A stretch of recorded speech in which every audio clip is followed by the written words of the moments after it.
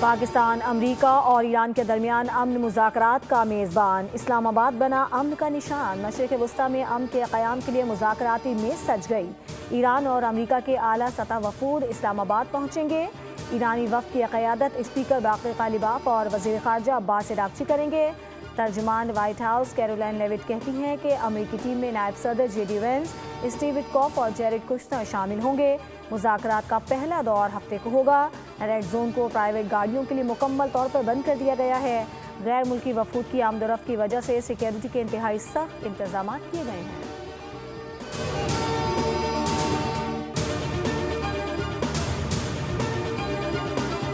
اسلام آباد مذاکرات میں تمام ممالک کے مندوبین اور صحافیوں کو خوش آمدید کہتے ہیں۔ فضائی کمپنیاں ایسے تمام افراد کو ویزا کے بغیر جہاز پر سوار ہونے کی اجازت دیں۔ نائب وزیر اعظم اسحاق ڈار کا کہنا ہے کہ پاکستان میں امیگریشن حکام انہیں پہنچنے پر ویزا جاری کریں گے۔ ادھر وزارت داخلہ نے اسلام آباد ٹاکس کے لیے خصوصی ویزا پالیسی جاری کر دی۔ تمام ایئر لائنز کو اسلام آباد ٹاکس 2026 کے شرکاء کو بورڈنگ کی اجازت دینے کی ہدایت کر دی گئی ہے۔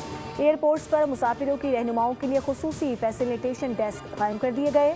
دوسری جانب اسلام آباد میں مذاکرات کے لیے غیر ملکی وفود کی آمد کے تناظر میں وفاقی وزیر داخلہ محسن نقوی کی زیر صدارت سیکیورٹی اور دیگر انتظامات سے متعلق اہم اجلاس ہوا، جس میں امریکہ ایران مذاکرات کی تیاریوں اور سیکیورٹی پلان کا تفصیلی جائزہ لیا گیا۔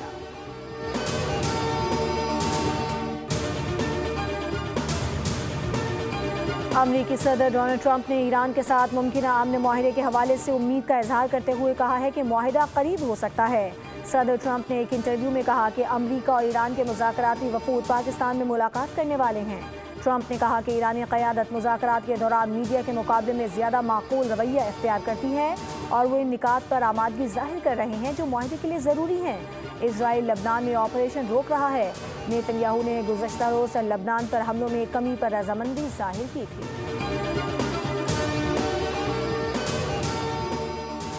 ایرانی صدر مسعود پزشکیان نے کہا ہے کہ لبنان میں اسرائیلی حملے جنگ بندی معاہدے کی خلاف ورزی ہیں۔ ایران لبنان کی عوام کو تنہا نہیں چھوڑے گا۔ ایران اسلام آباد میں ہونے والے مذاکرات میں فعال طور پر شرکت کرے گا۔ نائب صدر محمد رضا عارف نے کہا کہ امریکہ کی دھوکہ دہی والی فطرت پر شکوک باقی ہیں۔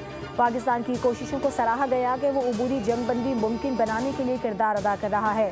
ایران کے مطابق مذاکرات کا مقصد اپنی فوجی کامیابیوں کو سفارتی طور پر مزید تقویت دینا ہے۔ جنگ کے ان 40 دنوں میں ایران نے دشمن کے اندازوں کو غلط ثابت کیا۔ یہ جنگ اسٹریٹجک حکمت عملیوں میں علاقائی اور عالمی تبدیلیوں کے لیے فیصلہ کن موڑ ہے۔ قوم کے عزم نے دشمن کو سیاسی اور سیکیورٹی محاذوں پر تاریخی شکست دی۔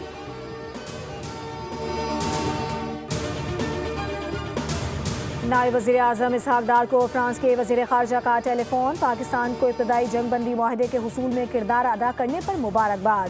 دونوں رہنماؤں نے لبنان میں جنگ بندی کی سنگین خلاف ورزیوں پر تشویش کا اظہار کیا اور مکمل عمل درآمد پر زور دیا۔ دو طرفہ تعلقات کو مزید مضبوط بنانے، معاشی اور تجارتی تعاون بڑھانے کے عزم کا اعادہ، باہمی رابطے میں رہنے پر اتفاق کیا گیا۔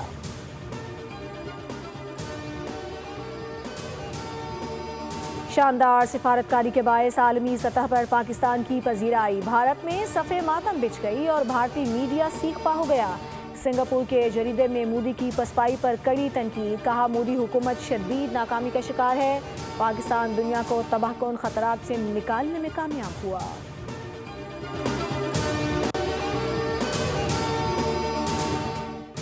اور آج پورے ملک میں یوم تشکر منایا جا رہا ہے۔ بھارت میں صف ماتم، پاکستان نے کامیاب سفارتکاری سے دنیا کو تباہی سے بچایا۔ وزیر اعظم شہباز شریف اور فیلڈ مارشل عاصم منیر کے نام کا ڈنکا دنیا میں بج رہا ہے۔ ایران، امریکہ اور اسرائیل جنگ رکوانے میں اہم کردار ادا کیا۔ مذاکرات کی کامیابی اور امن کے لیے خصوصی دعائیں کی جائیں گی۔ پاکستان امریکہ اور ایران کے درمیان امن مذاکرات کا میزبان، اسلام آباد بنا امن کا نشان، مشرق وسطیٰ میں امن کے قیام کے لیے مذاکراتی میز سج گئی۔ ایران اور امریکہ کے اعلیٰ سطح وفود اسلام آباد پہنچیں گے۔ ایرانی وفد کی قیادت اسپیکر باقر غالباف اور وزیر خارجہ عباس عراقچی کریں گے۔ ترجمان وائٹ ہاؤس کیرولائن لیوٹ کہتی ہیں کہ امریکی ٹیم میں نائب صدر J D Vance, Steve Witkoff اور جیرڈ کشنر شامل ہوں گے۔ مذاکرات کا پہلا دور ہفتے کو ہوگا۔ ریڈ زون کو پرائیویٹ گاڑیوں کے لیے مکمل طور پر بند کر دیا گیا ہے۔ غیر ملکی وفود کی آمد و رفت کی وجہ سے سیکیورٹی کے انتہائی سخت انتظامات کیے گئے ہیں۔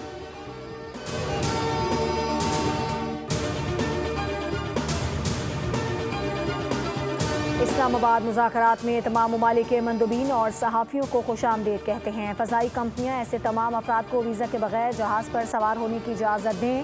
نائب وزیر اعظم اسحاق ڈار کا کہنا ہے کہ پاکستان میں امیگریشن حکام انہیں پہنچنے پر ویزا جاری کریں گے۔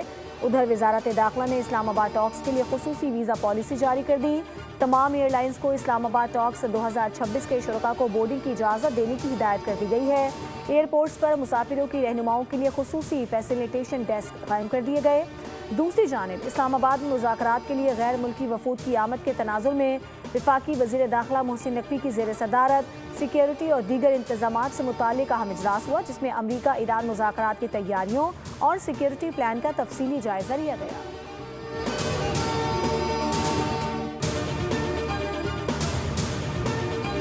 امریکی صدر ڈونلڈ ٹرمپ نے ایران کے ساتھ ممکنہ امن معاہدے کے حوالے سے امید کا اظہار کرتے ہوئے کہا ہے کہ معاہدہ قریب ہو سکتا ہے۔ صدر ٹرمپ نے ایک انٹرویو میں کہا کہ امریکہ اور ایران کے مذاکراتی وفود پاکستان میں ملاقات کرنے والے ہیں۔ ٹرمپ نے کہا کہ ایرانی قیادت مذاکرات کے دوران میڈیا کے مقابلے میں زیادہ معقول رویہ اختیار کرتی ہے اور وہ ان نکات پر آمادگی ظاہر کر رہے ہیں جو معاہدے کے لیے ضروری ہیں۔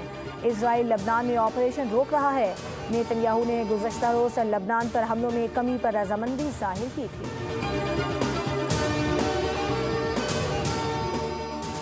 ایرانی صدر مسعود پزشکیان نے کہا ہے کہ لبنان میں اسرائیلی حملے جنگ بندی معاہدے کی خلاف ورزی ہیں۔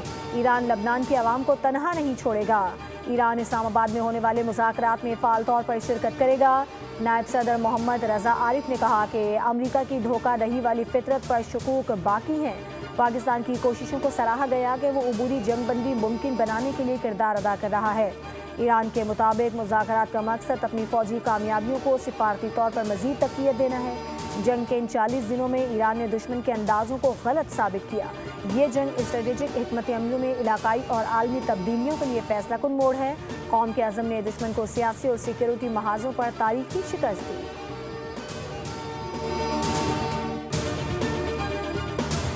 نائب وزیر اعظم اسحاق ڈار کو فرانس کے وزیر خارجہ کا ٹیلی فون۔ پاکستان کو ابتدائی جنگ بندی معاہدے کے حصول میں کردار ادا کرنے پر مبارکباد۔ دونوں رہنماؤں نے لبنان میں جنگ بندی کی سنگین خلاف ورزیوں پر تشویش کا اظہار کیا اور مکمل عمل درآمد پر زور دیا۔ دو طرفہ تعلقات کو مزید مضبوط بنانے، معاشی اور تجارتی تعاون بڑھانے کے عزم کا اعادہ، باہمی رابطے میں رہنے پر اتفاق کیا گیا۔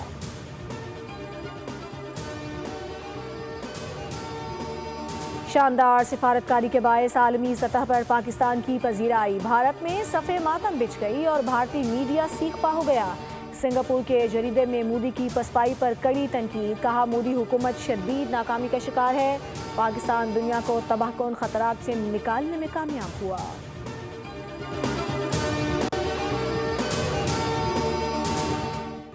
اور آج پورے ملک میں یوم تشکر منایا جا رہا ہے۔ بھارت میں صف ماتم، پاکستان نے کامیاب سفارتکاری سے دنیا کو تباہی سے بچایا۔ وزیر اعظم شہباز شریف اور فیلڈ مارشل عاصم منیر کے نام کا ڈنکا دنیا میں بج رہا ہے۔ ایران، امریکہ اور اسرائیل جنگ رکوانے میں اہم کردار ادا کیا۔ مذاکرات کی کامیابی اور امن کے لیے خصوصی دعائیں کی جائیں گی۔ سبسکرائب کریں اور بیل دبائیں تاکہ کوئی خبر رہ نہ جائے۔